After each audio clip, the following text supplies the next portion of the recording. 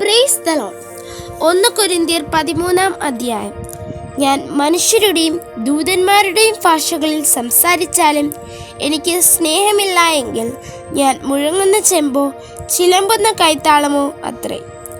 എനിക്ക് പ്രവചനവരം ഉണ്ടായിട്ട് സകല മർമ്മങ്ങളും സകല ജ്ഞാനവും ഗ്രഹിച്ചാലും മലകളെ നീക്കുവാൻ തക്ക വിശ്വാസം ഉണ്ടായാലും സ്നേഹമില്ല എങ്കിൽ ഞാൻ ഏതുമില്ല.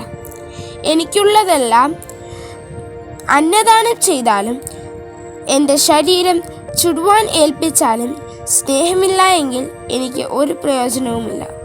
സ്നേഹം ദീർഘമായി ക്ഷമിക്കുകയും ദയ കാണിക്കുകയും ചെയ്യുന്നു.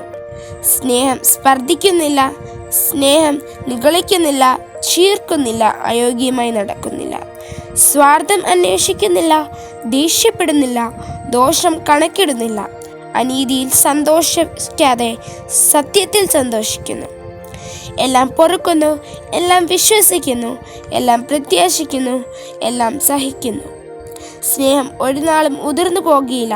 പ്രവചനപരമോ അത് നീങ്ങിപ്പോകും, ഭാഷാപരമോ അത് നിന്നു പോകും, ജ്ഞാനമോ അത് നീങ്ങിപ്പോകും. അംശമായി മാത്രം നാം അറിയുന്നു, അംശമായി മാത്രം പ്രവചിക്കുന്നു. പൂർണ്ണമായത് വരുമ്പോഴോ അംശമായത് നീങ്ങിപ്പോകും. ഞാൻ ശിശുവായിരുന്നപ്പോൾ ശിശുവിനെ പോലെ സംസാരിച്ചു, ശിശുവിനെ പോലെ ചിന്തിച്ചു, ശിശുവിനെ പോലെ നിരൂപിച്ചു.